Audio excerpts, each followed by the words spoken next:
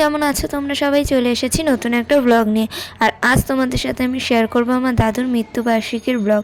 এবার অনেকেই বলতে পারে এইসব শেয়ার করার কি দরকার, কিন্তু আমি ভাবলাম তোমাদের সাথে যখন সবই শেয়ার করি, এটা শেয়ার করতে তো কোনো ক্ষতি নেই।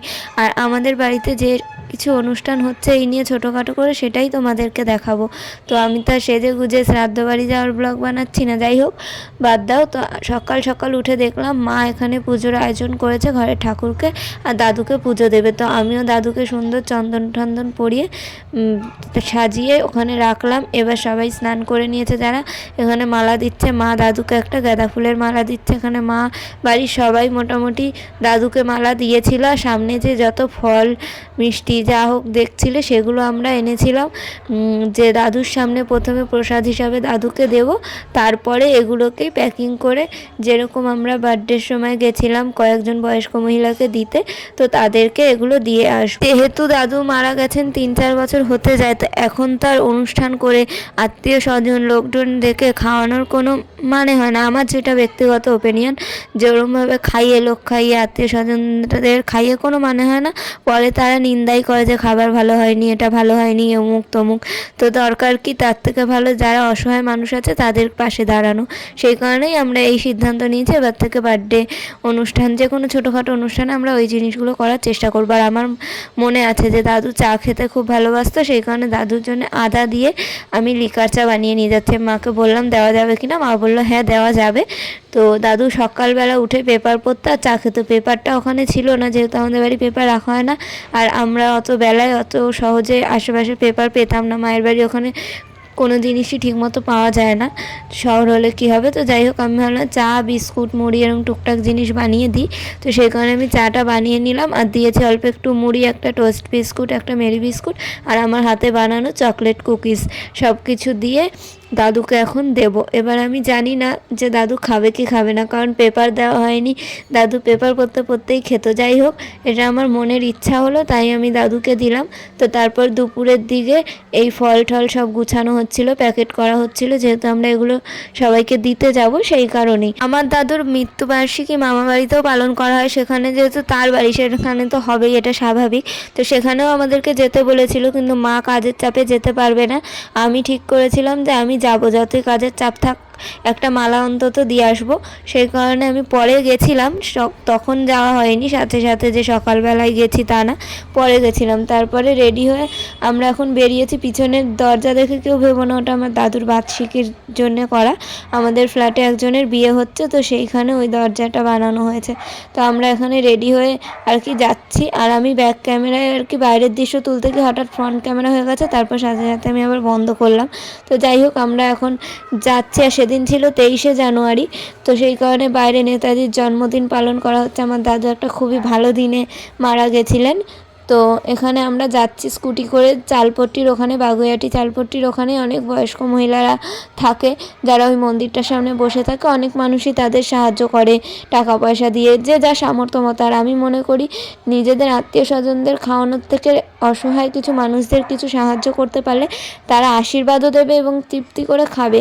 আত্মীয় স্বজনরা শুধুমাত্র আসবে, একটুখানি স্যাট স্যাট কথা বলবে, মানে একটু দুঃখ কাঁদুনি গাইবে, তারপরে খেয়ে দে বাড়ি গিয়ে নিন্দা করবে এর নামে তার নামে। আর আমার ওই জিনিসগুলো একদমই ভালো লাগে না। যাই হোক, আমি আর মা এখানে নেমে গেছি। আমাদের যতটা সামর্থ্য আমরা সেই অনুযায়ী সবাইকে দেওয়ার চেষ্টা করছি। রাস্তায় নেমে এই বয়স্ক ভদ্রলোককে দেখতে পেলাম আমরা, তো তাকেই সবার আগে আমরা দিলাম, যেহেতু সেও রাস্তা দিয়েই যাচ্ছিল। তারপর চালপট্টির এখানে এলাম। আর ভাগ্যক্রমে প্রতিবারই এটা হয় যে আমরা যতটা খাবার আনি সবাইকে দিতে পারি, মানে যে কয়জন থাকে সবাইকে দিতে পারি।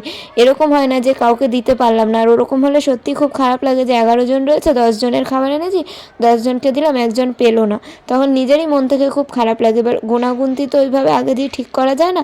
আমরা সেদিন নিয়ে গেছিলাম 11 জনকে দেওয়ার মতো ফল। তো এখানে এই বয়স্ক ঠাকুমাগুলোকে আমি এতবারই খাবার দিতে এসেছি যে আমি অনেক চিনে গেছি। শুধু খাবার না, মাঝে মধ্যে আমি আমার সামর্থ্য মতো কিছু পয়সাও দিয়ে সাহায্য করি।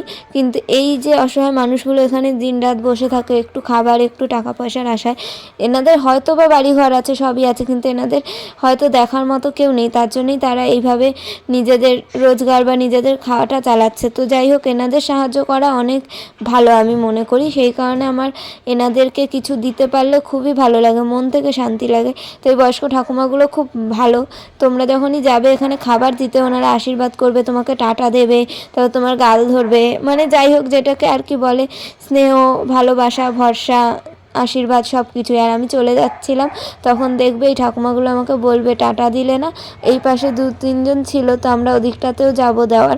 আর এখানে একটা মানে কাকি বলবো না দিদি বলবো, এই যে চুড়িদার পরা যে ছিল, মানে সে আর কি সুস্থ নয়, সেই কারণেই ওখানে বসে আছে। কেউ ভেবো না যে এটা সুস্থ একজনকে দিলাম। যাই হোক মানে বুঝতেই পারছো দেখে। তো তাকে দেওয়ার পর সে আবার আমার মাকে বলছে, ও কাকি কাকি তোমার নাম কী গো, তোমার নামটা খুব ভালো। আমার মা যেই বললো যে আমার নাম অপর্ণা, তখন বললো। আর এই ঠাকুমাগুলো আমাকে বলছিল টাটা দাও, তারপর আমি টাটা দিলাম। আর এই যে ভিডিওগুলো আমি করি শুধুমাত্র লোক দেখানোর জন্য নয়, শুধুমাত্র যে হ্যাঁ, আর তারা কিন্তু বুঝতেও পারে না, যারা আমাকে সামনে থেকে চেনে তারাই জানে আমি কিভাবে ভিডিও করি। আমার ম্যাক্সিমাম বাড়ির লোকই বুঝতে পারে না কখন আমি টুক করে তুলে নিই। তো আমি শুধুমাত্র এটা দেখানোর জন্যই তুলি যে না, আমাদের দেখেও যাতে আরও কিছু লোক ইন্সপায়ার হয় যে ছোটো ছোটো উদ্যোগ থেকেই আস্তে আস্তে বড় কিছু উদ্যোগ নেওয়া যায়, মানুষের সেবা করা যায় নিজের সামর্থ্য অনুযায়ী। তুমি নিজে হয়তো খুব ইনকাম করো না, তোমার হয়তো খুবই সামান্য ইনকাম, তার থেকেও তুমি মানুষের পাশে, তোমার থেকে যারা অসহায় আছে, সুবিধাবঞ্চিত মানুষ, তাদেরকে তুমি সাহায্য করতে পারো এবং তারা তোমায় যে আশীর্বাদটা করবে সেটা টাকা পয়সা সমস্ত জিনিসের থেকে অনেক মূল্যবান। তো যাই হোক, তারপর আমরা মায়ের বাড়ি থেকে বিদায় নিয়ে চলে এসেছি বাগুইআটি। আর এখানে প্রচুর ফুল বিক্রি হচ্ছিল, আর এখানে ফুলগুলো দেখতেও খুব সুন্দর লাগছিল। আমরা এখানে দাঁড়িয়েছিলাম ছবি তোলার জন্য নয়, একটা মালা নিয়েছি দাদুর জন্য। আর এখানে আমরা এত ফুল দেখে মানে ওখান দিয়ে সরে আসতে পারছিলাম না, তারপরেও আমাদের যেতে তো হবেই বাড়ি। তো ফুল টুল দেখে চলে এসেছি মিষ্টির দোকানে। এবার আমাদের মিষ্টি চুজ করার পালা। আমরা ওই বাড়িতে দাদুর জন্য মানে মামা বাড়ির সবার জন্যই মিষ্টি নিয়ে যাব। তো সেই কারণে আমরা ঠিক করছিলাম যে সন্দেশ নেবো না রসগোল্লা না অন্য কিছু। তো আমরা এই লম্বা লম্বা কালো কালো যে মিষ্টিগুলো ছিল ওইগুলোই নিয়েছিলাম। ওগুলোকে কী মিষ্টি বলে আমি সঠিক জানি না।